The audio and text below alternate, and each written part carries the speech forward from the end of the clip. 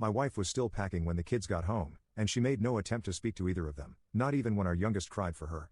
Before leaving, she did take a few of the photos we had of each other from our wedding off the wall and threw them on the floor to break them. I think she was expecting a reaction out of me because of the way she looked at me while doing it, but since I didn't say anything, she just took the last of her bags and walked out the door. After she was gone, I had to call my elderly mother to come stay with me for a while because I couldn't take care of my kids alone. I couldn't take a lot of time off work, and I didn't have a lot of daycare options either. I also ordered DNA tests for my kids. I was sure they were mine, but several people told me that just in case. Thankfully, yes, both of my children are mine, and yes, I did get tested for diseases, and I'm clean, so no, thank God, no worries there. About a week later, my wife showed back up at my door saying that she would agree to a clean divorce if I did as well, meaning she'd have gotten half of everything if I had agreed. But I said no to her face. There was some fighting back and forth, and she more or less admitted to finding out the law in this state was not on her side. We met, got engaged, got married, and lived our whole lives in this state. There was no way she could get out of taking a major loss unless I agreed to settle, which I did not. Then I said that she betrayed me, our kids, her parents, and practically everyone by having an affair. Then I slammed the door in her face.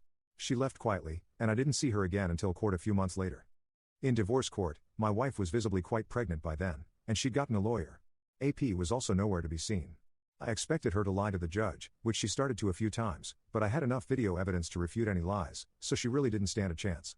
So instead, she tried to drag out the divorce by simply refusing to cooperate and making various demands. She wanted most of my savings for starters, and she wanted a long list of other things I owned, and she wanted me to buy out her half of the house, even though she never paid into it. On my end, I was pushing for full custody of the kids and to get her name off the house deed. I had the video evidence to back up how she said she didn't really care for our children anymore too, and how she said she would make up lies. My wife tried to stall and repeatedly change her demands, but the judge didn't let her keep dragging things out.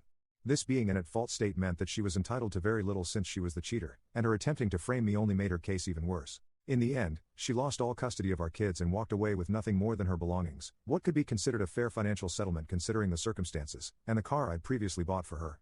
The title was in my name, but I signed it over without a care as part of the settlement. She'd made no attempts to even speak to our kids during the entire divorce anyway, so I got full custody. The house is entirely mine now, and I'm completely free of her.